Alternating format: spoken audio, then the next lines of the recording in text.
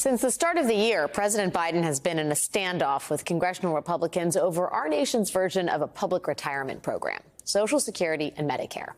Both programs are hugely popular. One poll earlier this year found that 70% of Americans oppose making cuts to Medicare and Social Security. Just 17% of Americans support making those cuts. And so President Biden has made protecting those programs a centerpiece of his political messaging. He even got the entire Republican conference to publicly commit to not cutting Medicare and Social Security during that nationally televised back and forth during the State of the Union. You've probably seen some version of that exchange in the past month, but what you might not have seen is what President Biden did after that. The president followed up that speech by touring key states like Florida and Wisconsin and waving around a copy of Republican Senator Rick Scott's plan to sunset Medicare and Social Security. During one event in Senator Scott's home state of Florida, President Biden put a copy of the senator's deeply unpopular plan on every single seat. So President Biden has made holding Republicans' feet to the fire on this issue a top priority, and he's largely succeeded. Republicans are in a corner on this. The New York Times reports today that Republicans are now trying to build support for a budget that would make deep cuts without raising taxes or touching Social Security and Medicare, which is, mathematically speaking, extremely difficult. Without any of those big ticket items to choose from, the GOP is stuck making deep cuts to things like health care, food assistance, and housing programs, all of which is politically very risky, to say nothing about the actual ethics here. And today, the president has delivered a sort of coup de grace in this standoff by releasing his budget for the year. The Biden plan calls for new taxes on the ultra-wealthy, as well as oil and gas companies, an increase in funding for programs like Medicare, Medicaid, and the Affordable Care Act, and taking on drug companies to lower the price of prescription drugs. Today at a Union Hall in Philadelphia, President Biden laid out his priorities and made clear that he is ready for a fight on all of this. They seem to say they're not going to cut Social Security and Medicare. Well, like I said, well, what about Medicaid? What about the Affordable Care Act? What about veterans' benefits? What about law enforcement? What about aid to rural communities? What about support for our military? What will they make, how will they make these numbers add up? Well, here's the deal. If MAGA Republicans in Congress try to repeal the Affordable Care Act, Social Security, Medicare, Medicaid, I'm not going to let them. Now, even if Kevin McCarthy could somehow wave a wizard's wand to produce a budget that made the necessary spending cuts without touching entitlements or raising taxes, there is still the very real problem of whether or not that budget could even pass his House, given the Republicans' razor-thin majority and tendency to, shall we say, fight among themselves. Meanwhile, the country is barreling toward a debt default, a crisis, by the way, that is of Republican making.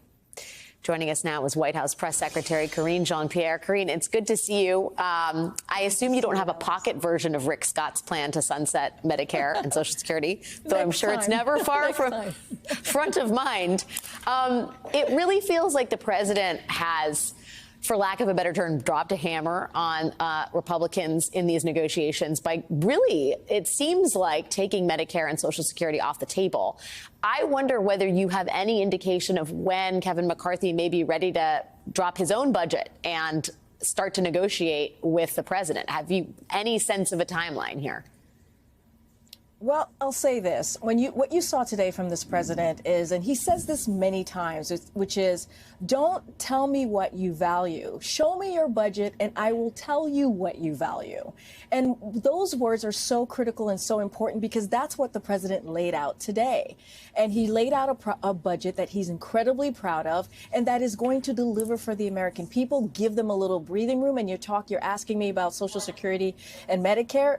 He is going to continue to make sure we protect and strengthen that. He's going to reduce the deficit by by nearly $3 trillion over 10 years by making sure the ultra wealthy pay their fair share. We're talking about giving families a little bit of a breathing room by putting more money into education and childcare, building on the investments that we've made over the last 2 years. When you think about the bipartisan infrastructure deal, when you think about the CHIPS and Science Act, all of those things are so critical. And let's not forget, these are also items that 81 million of the American people who voted for him in 2020 support.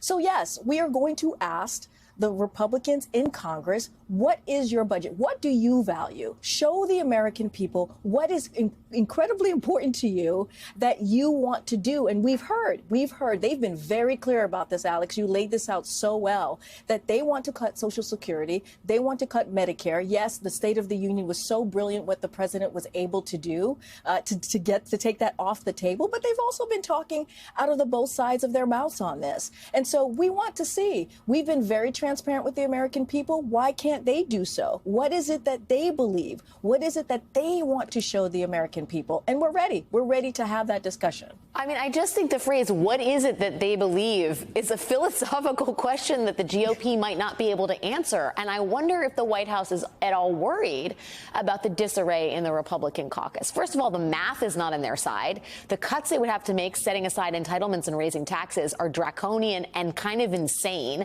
And then getting them to agree that this is the budget they actually want to propose seems like a real heavy lift, given how unaligned, shall we say, the fractious members of the caucus are. And yet, these negotiations are important because we're barreling towards a debt ceiling default. And I guess, are you concerned that the Republicans can't get their act together and that will have a very meaningful effect on the American economy in the form of the debt ceiling? So there's a saying that I heard recently, and I'll share it with you, which is not my circus, not my monkey, right? That is if they can't get themselves together, that's on them. What we're going to focus on is the American people. We want to make sure that we are delivering and being incredibly transparent. And look, we're going to continue to call out Republicans. We're going to continue to say, show me your budget. Let us know what it is that you value, what it is that you want to deliver for the American people. And as it relates to the deficit, the default, and lifting the ceiling, that is something that is their constitutional duty to do. That is something that was done in the last administration 3 times in a bipartisan way. There is no negotiation there. That should be done without conditions. Now, as we're talking about being fiscally responsible, this is something that we want to see. What is it that they want to negotiate? Because we can't negotiate in thin air. So show us the paper, show us your budget, and then we can have that discussion. Show us the money or how you want to spend it. I got to ask you, because yes, the White House has been fairly outspoken about what's happening in certain Republican circles, specifically what's going on over at Fox News, where Tucker Carlson is trying to whitewash the events of January 6th. The president tweeted more than 140 officers were injured on January 6th. I've said before, how dare anyone diminish or deny the hell they went through? I stand with the Capitol Police. I hope Republicans feel ashamed for what was done to undermine our law enforcement. Does the White House consider Fox News a news organization? So I'll say this. When you look at the depositions that have been out there recently, it even states from Fox News leadership that they do not see Tucker Carlson's show as news or even truthful. That is coming from the Fox leadership. That's not coming from me. That is coming from them. And I also would quote, I'll paraphrase here, what the chief of Capitol Police said. He said, when you watch Tucker Carlson as it relates to January 6th, it is misleading and it is misinformation as with the conclusion of what happened on January 6th, the attacks that happened. As you saw from the president's statement, 140 officers were injured. Nearly 140 officers were injured on that day. It was an attack on our democracy. It was an attack on our Constitution. And you cannot whitewash that. Tucker Carlson cannot whitewash that. Anyone who doesn't see with their own eyes what occurred cannot whitewash that. And so the president is going to stand with the police officers. He's going to stand for truth. And clearly that is not what Tucker Carlson believes in. So I'm going to say that sort of sounds like the White House doesn't think Fox is a news organization, but we got to leave it there. White House Press Secretary Karine Jean-Pierre, I so deeply appreciate your time. Thanks for coming on the show. Thank you. Thanks, Alex. Appreciate it.